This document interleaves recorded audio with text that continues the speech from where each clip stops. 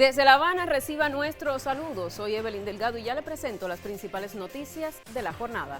En titulares. Autoridades cubanas condenan el informe del Departamento de Estado de Estados Unidos y lo califican de falacia para justificar la guerra económica contra la isla. Presidente cubano Miguel Díaz-Canel explica en entrevista a RT en Español que las transformaciones económicas y sociales responden al perfeccionamiento del socialismo y no se subordinan a presiones de bloqueo estadounidense.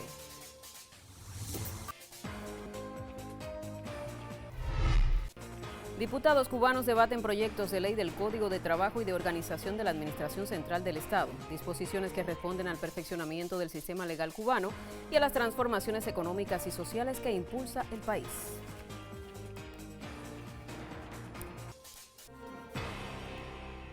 Iniciamos ya con las informaciones. Autoridades cubanas condenaron el informe publicado la víspera por el Departamento de Estado de Estados Unidos, en el que vuelve a considerar a Cuba como una amenaza terrorista y de espionaje para avalar así el bloqueo, las agresiones y el actual cerco energético contra el país caribeño. El presidente de Cuba, Miguel Díaz-Canel Bermúdez, así lo denunció en la red social X. Cree el ladrón que todos son de su condición. Nada más acertado para caracterizar el informe del Departamento de Estado contra Cuba, promovido por uno de los funcionarios más corruptos de la actual administración, de probados nexos con narcotraficantes y terroristas de la Florida. Asimismo, respondió: lo que ha hecho la Revolución cubana a lo largo de su historia es defenderse de sucesivas e interminables agresiones por legítimo derecho. Además, el mandatario reiteró que Cuba jamás ha obrado por dañar al pueblo estadounidense ni se ha propuesto afectar la seguridad nacional de Estados Unidos. Díaz-Canel también condenó cómo el gobierno de la nación norteña recurre a la mentira para generar pretextos sobre los cuales sostener agresiones contra el país caribeño y coartar libertades civiles en el propio Estados Unidos.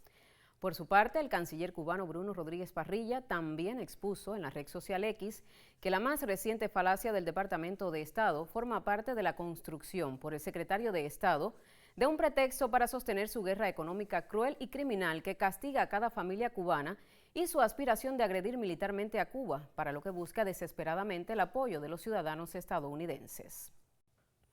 Ampliamos otro de nuestros titulares. El presidente de Cuba, Miguel Díaz-Canel Bermúdez, en una reciente entrevista concedida a RT en Español, habló de los cambios que deben producirse en la economía de la isla para prosperar en medio del bloqueo estadounidense.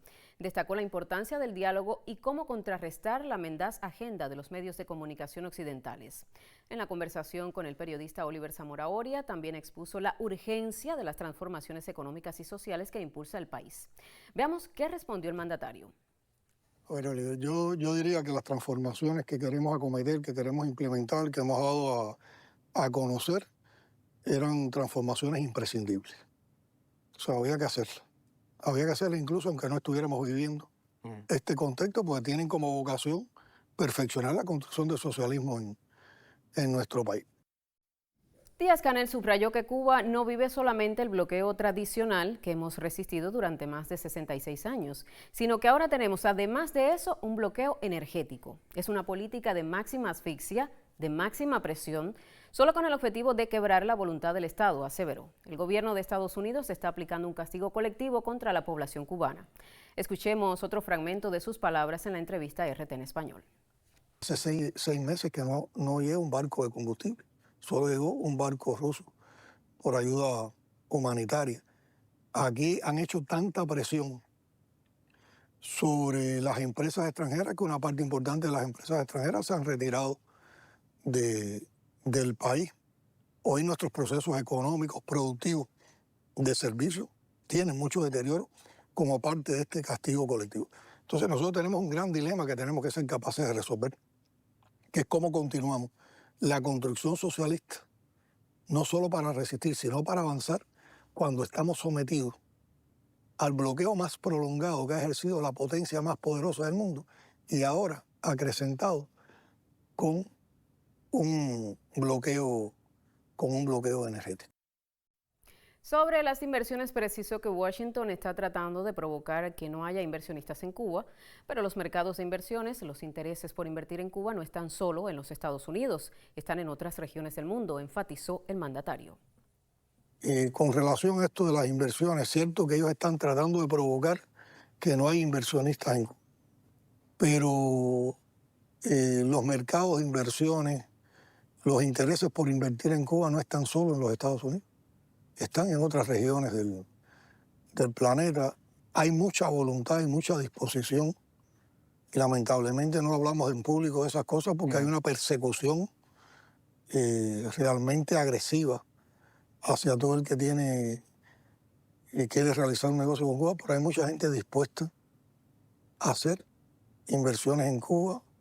Están estudiando con mucho detenimiento todas las posibilidades que dan las transformaciones, tanto en América Latina y el Caribe, como en Europa, como en Asia. Hay muchas personas, muchas empresas, muchas entidades que tienen interés de trabajar con Cuba y que están dispuestas a no subordinarse, a que le impongan desde una nación que se cree que es el imperio que puede gobernar al mundo, a que le impongan sus designios y a que la limiten en lo que deben hacer hacia otro país. Diputados a la Asamblea Nacional del Poder Popular analizaron en el Capitolio los proyectos de ley del Código de Trabajo y de organización de la Administración Central del Estado. En breve conocerá detalles de estas dos normativas que actualizan las relaciones laborales y la estructura ejecutiva del país. Hacemos una pausa y enseguida regresamos.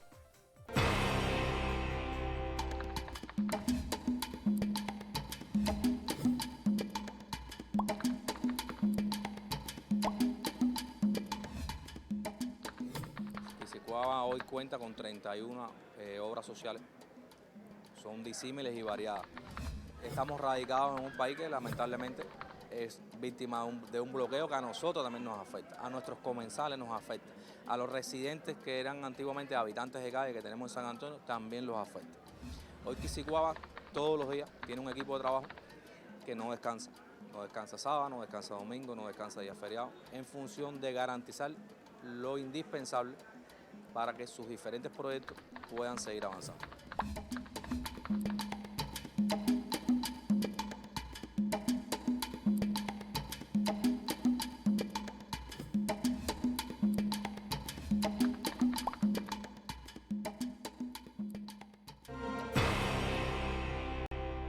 Lo decíamos antes de la pausa, como parte del proceso legislativo cubano, diputados a la Asamblea Nacional del Poder Popular analizaron y debatieron los proyectos de ley Código de Trabajo y de Organización de la Administración Central del Estado, previo a su examen en el 7º periodo ordinario de sesiones del Parlamento cubano en su 10ª legislatura.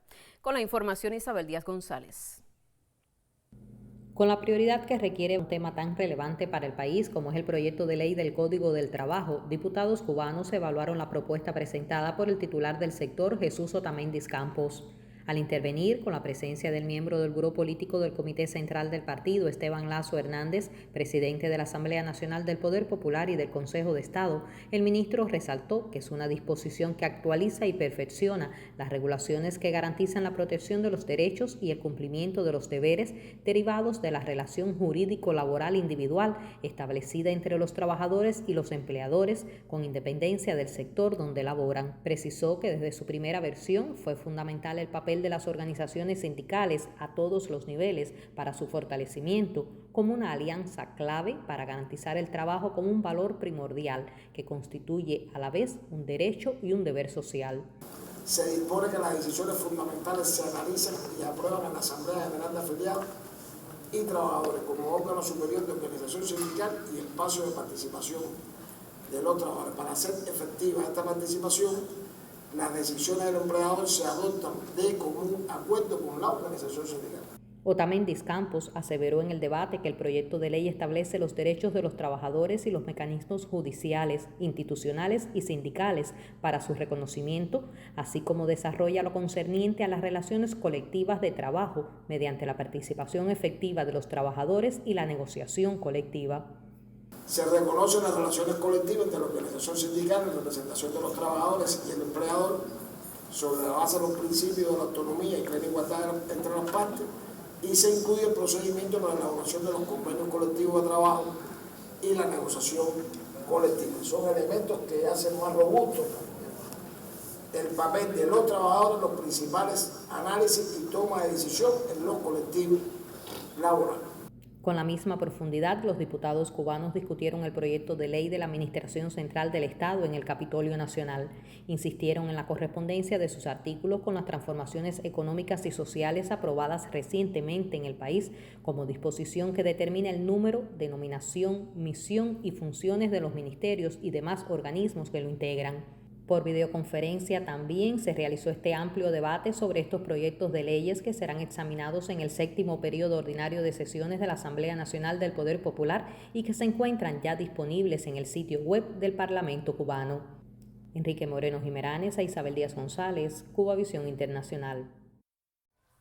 Y seguidamente vamos a conocer el pronóstico del tiempo para los principales destinos turísticos del país. Desde el Instituto de Meteorología tenemos ya el contacto con la máster en ciencias, Ailín Justiz. Adelante, Ailín, te escuchamos.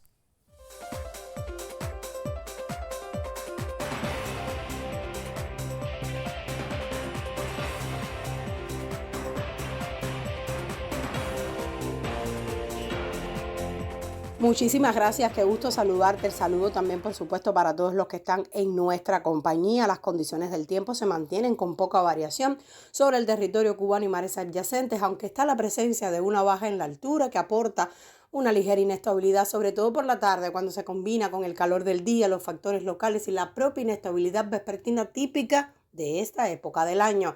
Similares van a continuar las condiciones del tiempo, con poca nubosidad y mucho sol en las primeras horas del día sobre los principales destinos turísticos de Occidente, pocas precipitaciones y temperaturas igualmente elevadas de hasta 34 grados en el destino turístico de Playa Girón. Asimismo, en la parte central también sol, algunas nubes, pocas lluvias y temperaturas elevadas en todo el territorio nacional. Tal es así que en los destinos turísticos del oriente cubano, sobre todo en las ciudades de Bayamo y de Santiago de Cuba, la temperatura en el día estará llegando hasta los 35 grados Celsius y aquí sí son posibles algunos nublados con aisladas lluvias, sobre todo en Bayamo y también en la ciudad de Baracoa. La salida del sol bien temprano a las 6:25 de la mañana por el extremo oriental, 8:26 de la noche se pondrá por Cabo San Antonio y la luna está en su fase de luna nueva. En resumen, será otra jornada de calor y por la tarde solo aislados chubascos y lluvias en los destinos turísticos de la región oriental. Yo regresaré en otra emisión. Hasta entonces, como siempre, cuídese mucho y tenga una excelente jornada. Gracias, Ailín. Con una carga solidaria de insumos médicos y equipamiento fotovoltaico, llegó la víspera al Hospital Pediátrico Juan Manuel Márquez de La Habana el proyecto Rumbo a Cuba, traído a nuestro país en el velero Astral e impulsado por la ONG Open Arms y otras organizaciones. El donativo tiene como propósito incidir directamente en la estabilidad energética de la institución sanitaria y específicamente en su sala de cuidados intensivos en el contexto de la crisis energética que atraviesa el país caribeño como consecuencia del cerco petrolero impuesto por Estados Unidos. Alice y Brenda son dos pequeñas que reciben asistencia clínica en el Hospital Pediátrico Juan Manuel Márquez de La Habana. En medio de un encuentro las motivaron cartas enviadas por niños españoles con mensajes solidarios y de paz. Un gesto que llegó también como parte del proyecto Rumbo a Cuba. Esta iniciativa incluye además entrega de medicamentos, libros y dotará de autonomía energética la unidad de cuidados intensivos con paneles solares y baterías de repuesto. Sabemos lo importante que es salvar una vida, sabemos lo importante que es cada una de las vidas que hemos intentado ayudar. Y así es que, bueno, aquí estamos, aquí hemos llegado, aquí hemos traído este primer envío, esperamos que no sea el último y esperamos que se sumen muchos más. Y lo que os garantizo es que intentaremos poner el foco aquí para que el mundo sepa lo que está ocurriendo. Lleváis 6 décadas sufriendo un bloqueo. En nombre de toda la delegación y con profunda emoción, gracias a vosotros por ser un ejemplo ético para el mundo. En el acto de entrega, la doctora Araíz Consuegra Otero, directora del Hospital Pediátrico, también agradeció a los integrantes del proyecto, asimismo padres que allí se encontraban. Esto es tremendo gesto, ya que ahora cuando se va la corriente, los niños, los mismos de la terapia, que las demás salas pueden tener fluido eléctrico. No es fácil estar sin corriente, agradecida estoy con esto. Aquí tienen que estar y gracias a que nos hayan hecho ese donativo para el hospital, para que los niños no pasen calor y no tengan necesidad de de que le falte algún equipo médico que pueda trabajar con energía, con electricidad. Una forma para que ellos puedan tener su aire acondicionado que lo necesitan. Ella misma está ahora esperando para su radioterapia y necesitan del aire. Casi todos los que están ahí arriba, específicamente en la sala de ella, que es neurocirugía, necesitan del aire acondicionado porque son niños operados. Una vez más, la salud pública cubana, sus profesionales y amigos del mundo estrechan lazos por la esperanza y la vida de nuestros niños.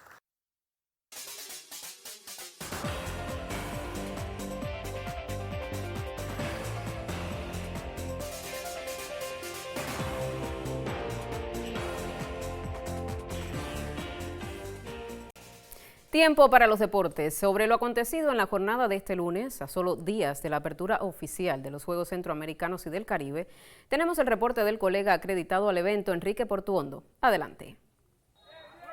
La primera victoria de Cuba 23-13 frente a Guatemala en el torneo masculino de polo acuático de los 25 Juegos Centroamericanos y del Caribe, Santo Domingo 2026, dejó un mensaje claro. La selección antillana llegó decidida a luchar por los primeros puestos. Frente a un combativo equipo de Guatemala que dominó los primeros periodos aprovechando deficiencias de los cubanos, los de la mayor de las Antillas se hicieron valer en el tercer y último tiempo apoyándose de los atletas de experiencia, la disciplina táctica y la profundidad de su plantel para adjudicarse una convincente victoria en la jornada inaugural disputada en el complejo acuático del Centro Olímpico Juan Pablo Duarte, primer escenario competitivo en la cita regional. Es el primer partido que hacemos, no tuvimos un partido de preparación y entonces los dos primeros tiempos fueron un poco difíciles, estuvimos un poco fatigados. ¿Piensas que Guatemala entonces le estaba dando mucho trabajo? En principio sí, teníamos el juego dominado, teníamos 8-3 y como que pienso que nos achantamos un poquitico. Y muchos errores en defensa dieron al traste de que ellos nos empataran el partido y se nos complicara, pero bueno, ya después pudimos superar los errores y salir adelante en el partido. Se nos complicó un poquito, como estaba diciendo, pero al final el equipo recapacitó y pudimos sacar el juego adelante, que fue lo importante. ¿Qué piensas con la incorporación de atletas que están en el exterior y lo apoyan? ¿Qué piensas sobre eso? Muchísimas ayudas. Nos ayudan a nosotros ver los más jóvenes del equipo también, nos motivan y nos inculcan ese espíritu de querer seguir luchando y querer seguir ganando partidos. Nos hemos preparado bastante bien para eso y creo que lo vamos a seguir haciendo mejor. ¿Qué representa para ti tu primero centroamericano?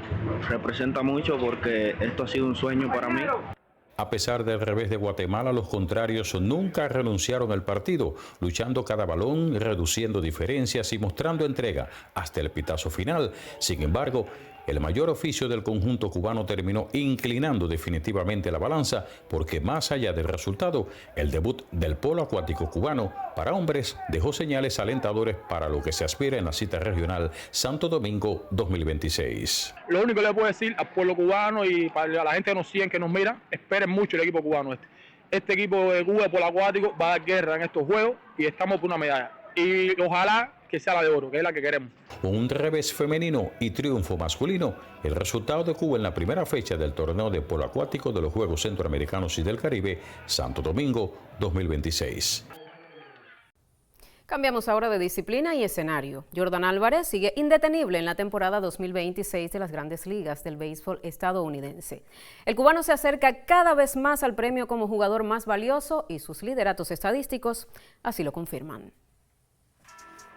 La ofensiva de la MLB en 2026 no ha deslucido ante el excelente nivel de los lanzadores. Uno de los que más ha destacado es el cubano Jordan Álvarez, quien va camino a su primer premio al jugador más valioso de la temporada con los Astros de Houston. Jordan lidera varios departamentos ofensivos cuando ya se reanudó la acción tras el Juego de Estrellas 2026, marcando ya más de la mitad de temporada. Sus números indican que es un bateador completo. Además de poder, tiene un excelente contacto. Es tercero en averaje en todas las Grandes Ligas, en una lista donde es el único slugger, pues los punteros son los utilities Luis Arraez y Otto López. En jonrones ya dobló la curva de los 30 y figura solo por detrás de un establecido en estas lides como Kyle Schwarber. Es, además, amplio líder en OPS y segundo en carreras impulsadas con más de 70 en una cerrada pelea con el sorprendente jugador de los Cardenales de San Luis, Jordan Walker. Esta suma de lideratos en varios departamentos y su impacto directo en el juego lo hacen uno de los bateadores más completos del béisbol. Si las lesiones, su principal impedimento años anteriores, lo dejan seguir a ese ritmo, no tiene rivales para el MVP. Mucho se comenta si la lesión de Aaron Judge se lo puso más fácil, pero con este rendimiento, ni la estrella de los Yankees de Nueva York habría podido destronar al gigante tunero. En Barak Miguel Elba Valdés, Cubavisión Internacional. Concluyen así los deportes en esta emisión y nos vamos ahora hasta las informaciones culturales. Está lista con nosotros ya en el estudio la colega Melissa Mavis de Bardet. Como siempre, Melissa, un gusto saludarte. Gracias, Evelyn. Qué placer compartir estudio contigo y, por supuesto, saludar a la teleaudiencia que nos acompaña en esta emisión. Iniciamos las informaciones culturales en Cuba Noticias. El primer bailarín Ángelo Montero, una de las primeras figuras del Ballet Nacional de Cuba, se encuentra actualmente en Perú, donde actuará como artista invitado del Ballet Municipal de Lima en el Teatro Manuel Asensio Segura. Según reporte difundido por el Departamento de Prensa del Ballet Nacional de Cuba, Montero interpretará el rol principal junto a la primera bailarina Mónica Balbuena, en funciones que tendrán lugar los días 24 de julio y 2 de agosto, mientras sus compañeras serán la primera bailarina Solange Villacorta el domingo 26 de julio y Abril Wendland el 31. Nacido en La Habana, Montero inició sus estudios de ballet en el 2006 en los talleres vocacionales de la Cátedra de Danza del Ballet Nacional de Cuba y los continuó en la Escuela Nacional de Ballet Fernando Alonso en 2010, bajo la guía de destacados profesores como Ramona de Sá, Lourdes Arnau y Marta Iris Fernández. Al graduarse en 2019 pasó a formar parte del elenco del Ballet Nacional de Cuba, donde se ha destacado por su calidad técnica y diversidad estilista, interpretando roles principales y solistas en obras de la tradición romántico clásica del siglo XIX y creaciones contemporáneas de coreógrafos cubanos y extranjeros. En 2021 fue ascendido al rango de corífeo. Un año más tarde pasó a ser solista, para en 2023 convertirse en bailarín principal y en enero del 2025 ser nombrado primer bailarín. Continuamos con otras informaciones sobre el acontecer cultural. El próximo jueves 23 de julio a las 4 de la tarde, en la sala transitoria del segundo nivel del Museo Nacional de Bellas Artes, será inaugurada la muestra Con Doble Sentido del Premio Nacional de Artes Plásticas 2024 Manuel Hernández. Sobre esto le informamos en nuestro segmento cultural. La transitoria del segundo nivel del Museo Nacional de Bellas Artes acogerá el jueves 23 de julio a las 4 de la tarde la muestra Con Doble Sentido del Premio Nacional de Artes Plásticas 2024 Manuel Hernández. Según informó el Consejo Nacional de Artes Plásticas a través de sus redes sociales, la exposición reúne dibujos, pinturas, esculturas y cerámicas de la extensa trayectoria de más de 6 décadas del artista y además de hacer un recorrido cronológico, permite descubrir la riqueza visual y conceptual de una obra que trasciende los límites tradicionales del humor gráfico para ocupar un lugar esencial dentro del arte cubano. Curada por Daisbel Pérez Álvarez, Con Doble Sentido constituye una oportunidad para reencontrarse con uno de los artistas más importantes del país, así como para acercarse a una producción donde cada imagen conserva intacta su capacidad de sorprender, emocionar y generar nuevas lecturas con el paso del tiempo. Manuel Hernández pertenece a ese reducido grupo de creadores que han sabido mirar la realidad cubana con inteligencia y perspicacia poco común y han encontrado en el humor una forma de observar, cuestionar y conservar aquello que define una época. Su trabajo ha acompañado a varias generaciones y continúa revelando con sorprendente vigencia muchas de las contradicciones, gestos y maneras de entender la vida cotidiana.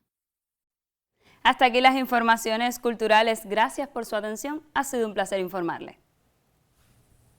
Gracias, Melissa. Y vamos al cierre. Para impulsar la higiene comunal en las principales arterias del municipio habanero de Marianao, la Agencia Mexicana de Cooperación Internacional para el Desarrollo, AMECSID por sus siglas, lanzó una nueva iniciativa con el título Cuba nos une.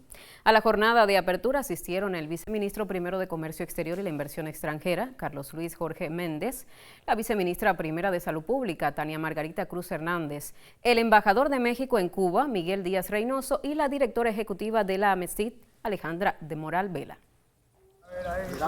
La popular calle 124 de Marianao vivió hoy una jornada de limpieza y de higiene comunal con los brazos y el aporte de la Agencia Mexicana de Cooperación Internacional para el Desarrollo, AMECSID. Cuba nos une es la nueva iniciativa con el propósito de contribuir al embellecimiento de las principales avenidas del municipio Marianao al oeste de la capital. Cuba no está solo, siempre lo hemos dicho, que seguimos nosotros de la mano con Cuba. Y dos, Marianao es una de las colonias más grandes, es una de las colonias que creemos necesita pues atención prioritaria, así lo establecimos con las autoridades y bueno, pues ahora estamos aquí muy contentos de poder servir, de poder ayudar y de que esto le llega directamente a la gente, o sea, estamos tocando casi puerta por puerta, que nos ayuden, involucrarlos. Durante esta semana, 50 integrantes de AMECSID, de conjunto con trabajadores, jóvenes y autoridades del partido y el gobierno del territorio, impulsarán la limpieza en los 2 consejos populares de mayor densidad poblacional en el municipio, Zamora, Cocosolo y Pocito Palmar. Es algo que es muy lindo, la dimensión humana es muy grande, la solidaridad es algo que está viniendo hace mucho tiempo, que México ha demostrado algo bien lindo en el mundo entero y espero que esta experiencia sea para todos los municipios porque es algo bien bonito, es algo que nuestro Marianao necesitaba.